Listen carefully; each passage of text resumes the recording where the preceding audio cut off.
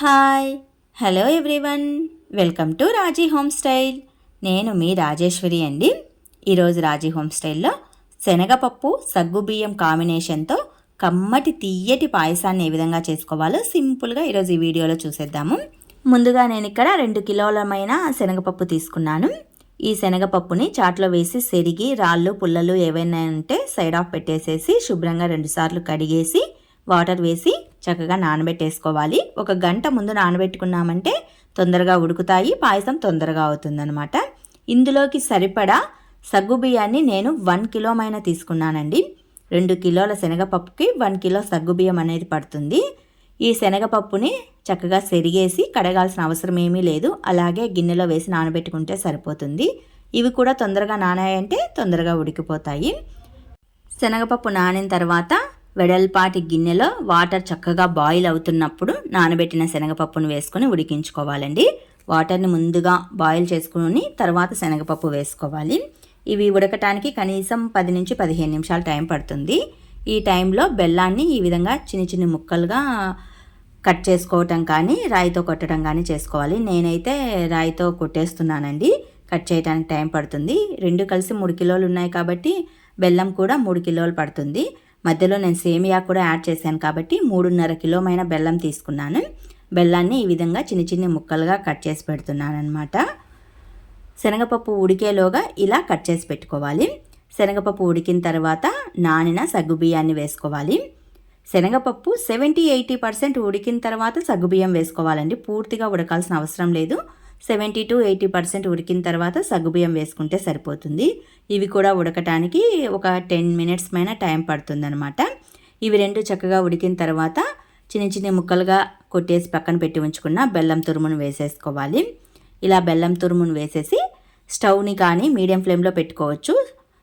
నేను కట్టెల పొయ్యి మీద చేస్తున్నాను కాబట్టి మంటని కొద్దిగా తగ్గించి పెట్టుకోవాలి అన్నమాట. తగ్గించి పెట్టుకొని బాయిల్ చేసుకుంటే సరిపోతుంది. బెల్లం తొందరగానే కరిగిపోతుంది కాబట్టి.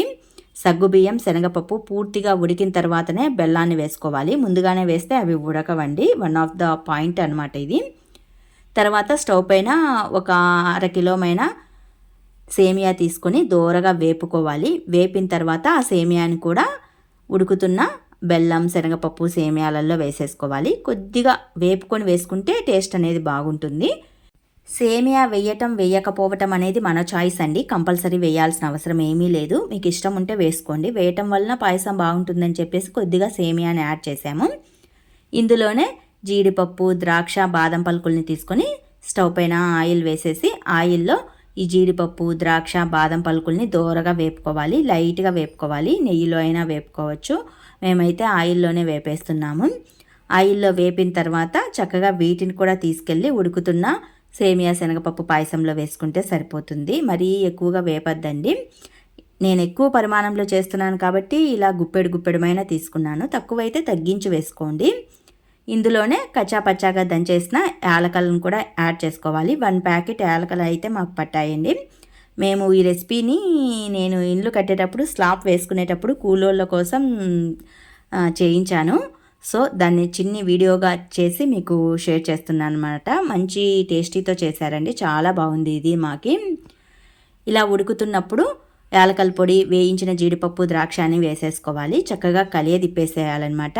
ఎక్కడ చిక్కబడకుండా చల్లారిన తర్వాత కూడా ఈ పాయసం అనేది ఇదే రేంజ్లో ఉందండి, చాలా బాగుంది. ఇంతేనండి, సింపుల్ ప్రాసెస్లో శనగపప్పు సగ్గుబియ్యం కాంబినేషన్తో కమ్మటి తీయటి పాయసాన్ని ప్రిపేర్ చేసుకునే ప్రాసెస్. కట్టెల పొయ్యి మీద చేశారు, ఇంకా బాగుంది, సూపర్గా అదిరిపోయింది. మరి మీకు ఈ వీడియో నచ్చితే మీరు కూడా కంపల్సరిగా ఒకసారి ట్రై చేయండి సేమియా సగ్గుబియ్యం కాంబినేషన్తో. నేను చెప్పాను కదా ముందే, ఇంటికి స్లాబ్ వేస్తున్నప్పుడు కూలోళ్ళ కోసం అని చెప్పేసి భోజనాలు పెడుతున్నప్పుడు ఈ రెసిపీని ప్రిపేర్ చేయించాను. మరి మీకు ఈ వీడియో నచ్చినట్లయితే మరికొన్ని ఇలాంటి టేస్టీ రెసిపీస్ కోసం డూ సబ్స్క్రైబ్ మై ఛానల్. అలాగే ఈ వీడియోకి తప్పకుండా ఒక లైక్ ఇస్తారని ఆశిస్తున్నాను. Thanks to watch this video.